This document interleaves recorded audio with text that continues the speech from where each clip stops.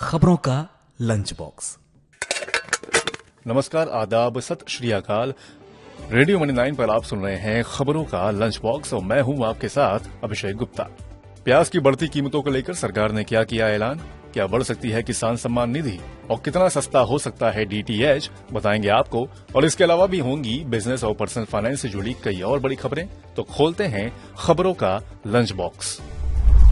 तो lunch box खोलते ही tiffin में सबसे पहली खबर आती है प्याज से जुड़ी। वाणिज्य एवं उद्योग मंत्री पीयूष गोयल ने किसानों से चिंता न करने का आग्रह करते हुए कहा है कि सरकार ने बफर स्टॉक के लिए 2,410 रुपए प्रति क्विंटल की दर से प्याज की खरीद फिर से शुरू कर दी है।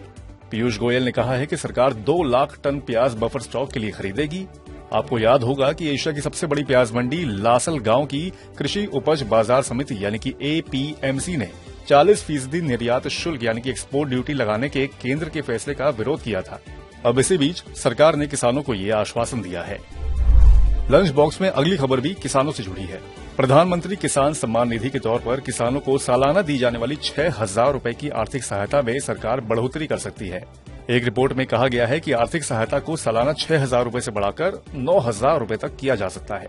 वैसे 5 राज्यों के विधानसभा चुनाव और अगले साल लोकसभा चुनाव भी होने वाले हैं, उससे पहले सरकार ये घोषणा कर सकती है। इसके अलावा सरकार किसानों से समर्थन मूल्य और फसल खरीद बढ़ाने का भी ऐलान कर सकती है। वहीं अब डीटीएच सर्विस सस्ती हो सकती है। दरअसल टेलीकॉम अथॉरिटी ऑफ इंडिया यानी कि टीआरएआई ने सरकार से डीटीएच लाइसेंस शुल्क खत्म करने की सिफारिश की है। इसका फायदा केबल टीवी देखने वाले ग्राहकों को भी मिल सकता है। अब चूंकि डीटीएच दूसरे ओटीटी प्लेटफॉर्म्स की वजह से पिछड़ता जा रहा है, ऐसे में ऑपरेटर के परफॉर्मेंस को लॉन्ग टर्म के लिए बेहतर बनाने के लिए लाइसेंस शुल्क को धीरे धीरे खत्म किए जाने की बात कही गई है। अब भोजन में आपको चावल तो खूब पसंद होगा ना, तो अगली खबर आपकी चावल से ही जुड़ी हुई है। गैर बासमती सेला चावल के निर्यात पर बंदिश लगाने की सरकार की फिलहाल अभी कोई योजना नहीं है। केंद्र खाद्य सचिव संजीव चोपड़ा ने ये बात कही है। सरकार ने 20 जुलाई को गैर बासमती सफेद चावल के एक्सपोर्ट पर प्रतिबंध लगा दिया था। सरकार ने यह कदम आगामी त्योहार सीजन को देखते हुए घरेलू बाजार में सप्लाई बढ़ाने और इनकी खुदरा भाव को काबू में रखने के इरादे से उठाया था। वहीं पिछले साल सितंबर में टूटे चावल का निर्यात भी रोक दिया गया था। साथ ही सरकार की रूस से गेहूं आयात करने की भी फिलहाल कोई योजना नहीं है। सरकार ने पिछले साल मई में ही गेहूं के निर्यात पर रोक लगा दी थी। अगला टिफिन खोलते हैं तो बेहद इंपॉर्टेंट खबर निकल कर आती है। वो आपकी सुरक्षा से जुड़ी खबर है।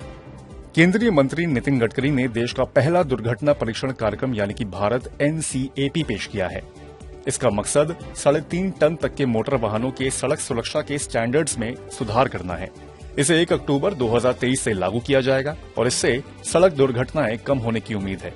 आपको बता दें कि भारत में हर साल करीब 5 लाख दुर्घटनाएं होती हैं और इन दुर्घटनाओं में करीब 1.5 लाख लोगों की जान चली जाती है। अब कार्यक्रम के तहत कार बनाने वाली कंपनियां स्वेच्छा से ऑटोमेटिक इंडस्ट्री स्टैंडर्ड 197 के हिसाब से टेस्ट की गई गाड़ियों की पेशकश कर सकती हैं। लंच बॉक्स में अगली खबर भी कुछ गाड़ियों से ही जुड़ी हुई है।